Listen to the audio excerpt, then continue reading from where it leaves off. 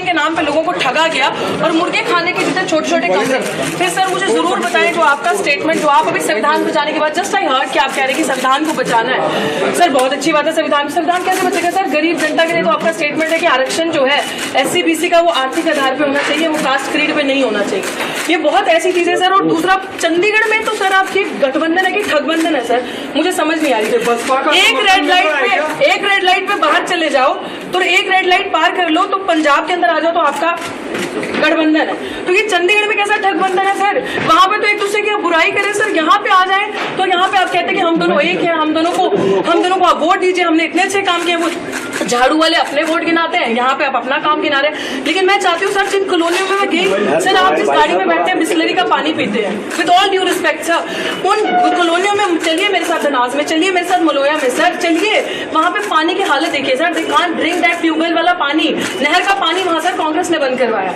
Sir ये किस तरीके की ठगी है जो लोगों के साथ हो रही है? मतलब मैं चाह रही हूँ कि sir I think we should have a good conversation and open debate. जो मुझे नहीं नजर आता कि आज संजय टंडन जी के अंदर इतनी हिम्मत है वो डिबेट कर सके, लेकिन आपने चैलेंज किया।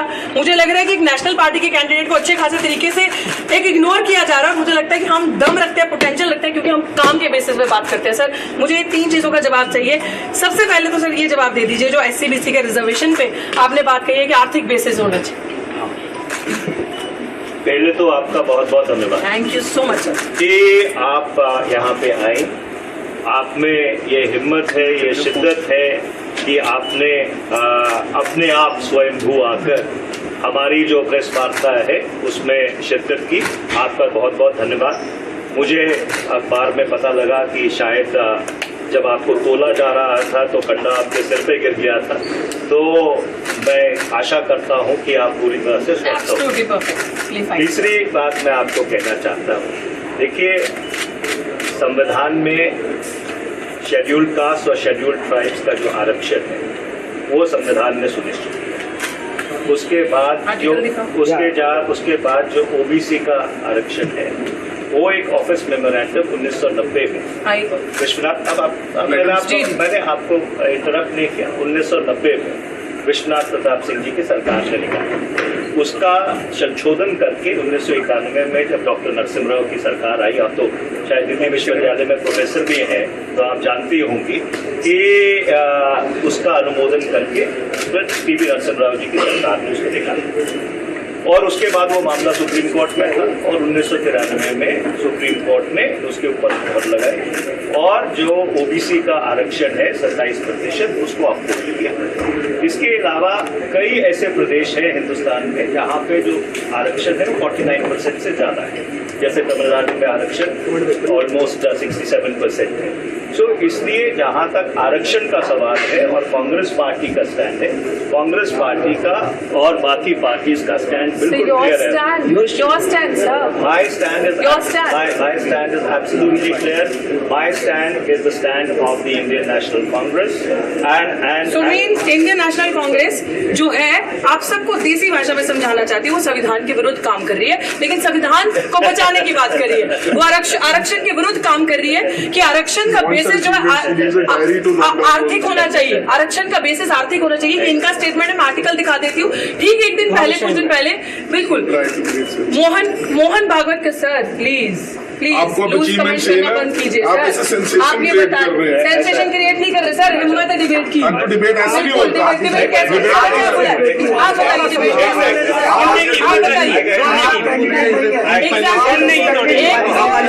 एक तो रिजर्वेशन के खिलाफ बात करनी है सर, वो कैंडिडेट नहीं, देखिए संविधान को बचाने की बात करनी है, बिल्कुल गठबंधन नहीं,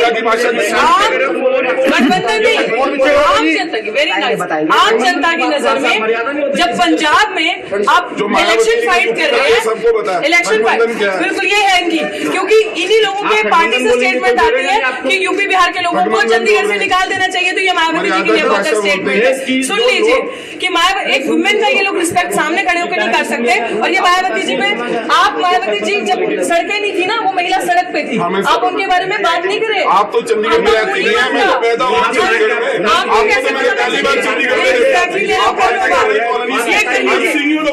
वेरी नाइस। ये लोग चंडीगढ़ में रहते हैं, लेकिन चंडीगढ़ की ये लोग चंडीगढ़ के 110 सेक्टर में रहते हैं, चंडीगढ़ की कॉलोनियों में नहीं रहते, चंडीगढ़ की बस्तियों में ये लोग नहीं रहते। ये लोग, इन लोगों ने हमें देखा अभी, ये लोग गठबंधन की बातें करते हैं, लेकिन एक्चुअली अगर हम ठगबंधन इसको कह रहे हैं तो दर्द हो रहा है, because they have never worked colonies में, बस्तीज में काम नहीं किया है। तो अभी सिचुएशन ये है कि बहनजी पे टिप्पणी करना। अच्छा ठीक है, आप ये बता दीजिए, आपकी सरकार नहीं थी, SC/ST सप्लाई से बता दीजिए क्यों लागू नहीं हुआ? आप बहनजी पे बात कर रहे हैं ना,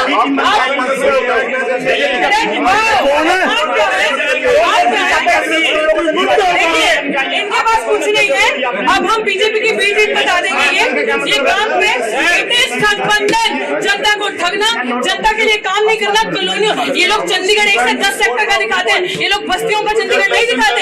जो चंडीगढ़ कॉलोनीज में बस्तियों में बसता है, डंपिंग जोन खाली बीजेपी की देनी थी, कांग्रेस की देनी थी, और दोनों ही एक थाली के चट्टे पट्टे हैं। दोनों ने गरीबों के लिए कुछ नहीं किया।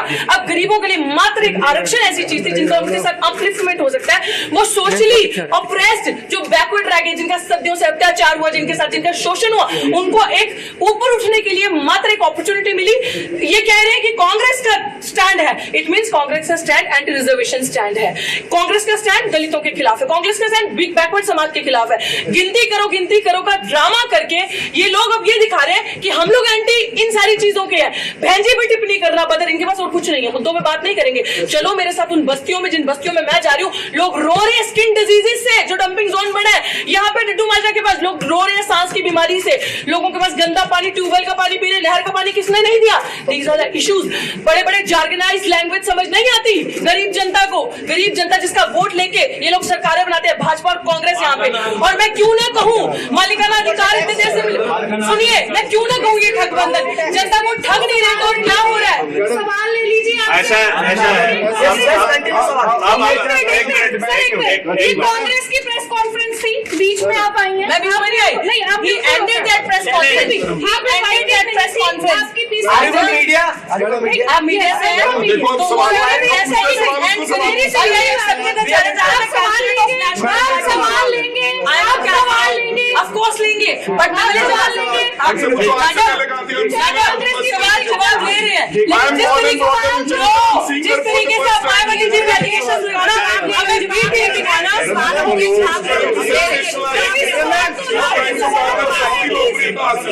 5,000 वोट मिलेंगे।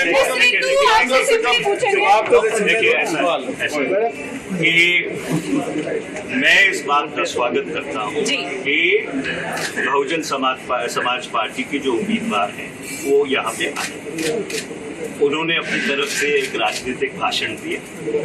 लोकतंत्र में हर आदमी को ये हक है कि एक मिनट मैंने इंटरप्ट नहीं किया।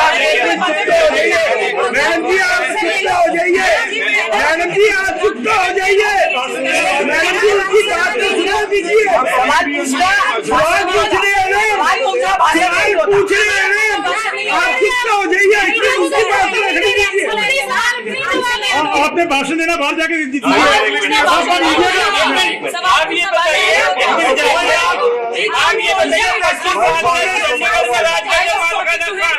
कांग्रेस बताइए कहाँ मालिकाना देके गई है, बीजेपी देके गई है, चैलेंजिंग दी पार्टी बताइए जवाब दीजिए, एरिया वाले बताइए। एक मिनट मैडम जी उनको रखने दीजिए, मैडम उनको रखने दीजिए, मैडम उनको रखने दीजिए, आपने रख ली है। बिल्कुल सुनिए पहले आप उसके बाद से खा लीजिए ना, ये सवाल ही नहीं ले रही है, बंद कर दो, नहीं ले रही है सवाल को।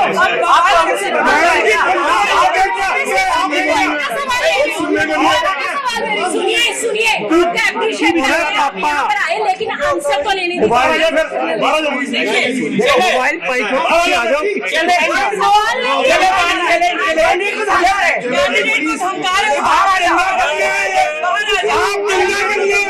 इनके पास जवाब नहीं है।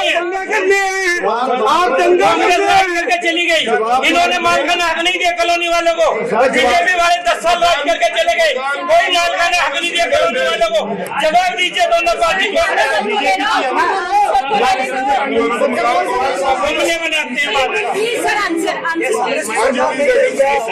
भाई पीछे कर लो मोबाइल यार, मोबाइल पीछे करो, पीछे आई जा रहा बार बार। एक मिनट। बहुजन समाज पार्टी की उम्मीदवार यहाँ पर आए हमारी प्रेस कॉन्फ्रेंस में, हम उनका स्वागत करते हैं। लोकतंत्र में हर व्यक्ति को ये आजादी है कि अपनी बात रखे। मैं साफ तौर पर ये कहना चाहता हूँ कि जो पूरी इंडिया अलायंस है वो भारत के संविधान को बचाने की लड़ाई लड़ रही है। ये लड़ाई लड़ रही है कि 2024 इस मुल्क का आखिरी चुनाव नहीं होना चाहिए। जिस आधार पर ये मुल्क काबिज है, जिसको अंग्रेजी में आइडिया ऑफ इंडिया कहते हैं, उस आइडिया ऑफ इंडिया को और सुदृढ़ बनाया जाना चाहिए। पिछले 10 वर्ष में यहाँ पे भारतीय जनता पार्टी की सत्ता रही। अगर कोई जवाबदार है तो भारतीय जनता पार्टी जवाबदार है। उनकी 4 इंजन की सरकार रही। ऊपर गृह मंत्री, नीचे राज्यपाल, उनके 10 साल से सांसद, 8 साल उनका कॉरपोरेशन के ऊपर कब्जा, और पिछले 10 वर्ष में चंडीगढ़ का कोई विकास नहीं हुआ। अगर यहाँ पे लोगों को कॉलोनीज में रीसेटल किया गया, वो काम कांग्रेस पार्टी ने किया। अगर यहाँ पे हाउसिंग बोर्ड के मकान दिए गए, वो भी कांग्रेस के जमाने में हुआ था। और इससे अगर मैं पीछे जाऊं, ये पंडित जवाहरलाल नेहरू की कल्पना थी कि जब वो यहाँ पे आए और ये चंडीगढ़ शहर की जो सबसे आधुनिक शहर है पूरे हिंदुस्तान में, उसकी संरचना की गई। तो इसलिए जब से चंडीगढ़ बसा है तब से लेकर आज तक चंडीगढ़ के संदर्भ में कांग्रेस पार्टी की, इंडिया अलायंस की जो उपलब्धियां हैं वो अनेकों हैं, जो अगर मैं गिनाना शुरू कर दूं तो शाम के 6 बज जाएंगे। और इसलिए मैं ये कहना चाहता हूं कि इंडिया अलायंस बिल्कुल पूरी तरह से जीत की ओर अग्रसर है। और मैं ये विनती करना चाहता हूं कि जो संविधान की सुरक्षा की बात करते हैं वो कृपया भारतीय जनता पार्टी की बी टीम न बने। आपका बहुत बहुत धन्यवाद। रुकिए सवाल के जवाब दीजिए। कांग्रेस भाग्य कांग्रेस वाले भाग गए। अब सवाल यहाँ पे ये है कि इन्होंने कहा कि संविधान को बचाना और भारतीय सुनिए, ये जो कह रहे हैं कि हम संविधान को बचाना, एससी सब